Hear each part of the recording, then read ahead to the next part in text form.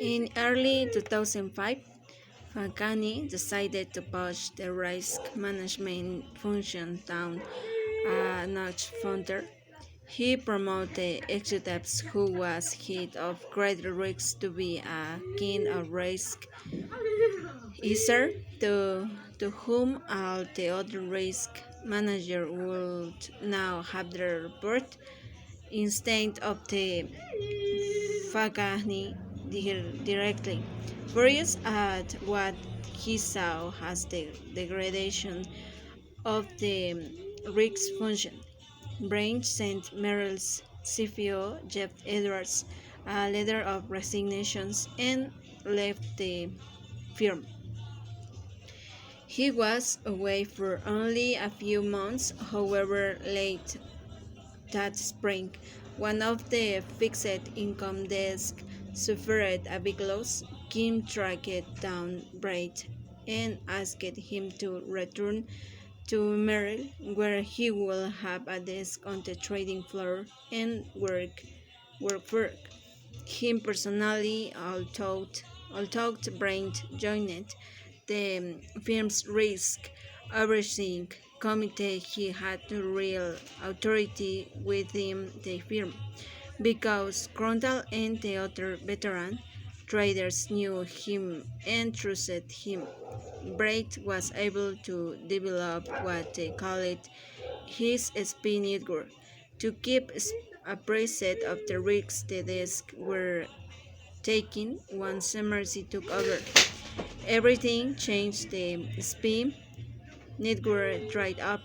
Don Kim, who wanted to leave and start a hedge fund, O'Neill had asked him to stay after the Crondall firm was losing interest. He would leave the following spring. Brain got tossed up the race committee. Mercy's traders wouldn't they'll bring anything. Eventually, he was moved up the trading floor entirely and given a small office. Else also were in the building, which also meant that, like virtuality, everyone else at Merrill Lynch, Brain had no idea what Mercy was doing with Merrill's serious business. Thought he was one of the few people left at Merrill with the knowledge and background to sniff out problem traits. He was shut out entirely. Toward the end of 2006, Merrill Lynch took a final step in its ongoing quest to be the dominant Wall Street player in subprime mortgage. It finally bought that mortgage originator O'Neill had been hankering for. The company was First Franklin, a unit of National City Corporation that had made um, 20, $29 billion in mortgage loans the years before virtually all of Team Supreme. The purchase price was $1.3 billion. Now Merrill will have its own source of mortgage that is it called securities to its heart content. Also, the company hoped the Merrill executives who had been handed the job of lending a mortgage company for Merrill was Michael Bloom. In truth, Bloom was not a big fan of the first Franklin purchase, thought he had dutifully completed it. In 2006, in 2005, he and his staff held a meeting with O'Neill to lay out Merrill's possible options for getting into the mortgage originations business. O'Neill was eager to get going. Lehman Brothers already made 4 times what Merrill made in mortgage, in part because it owned Beneath Mortgage, the large supreme companies in the country. Bloom thought the firm should start up its own originator Rainer that buying something will be painful because they are not well management companies and they are at the bottom of the food chain. He told O'Neill according to people who were intimating. O'Neill asked him how long it would take to build a supreme company from the ground up.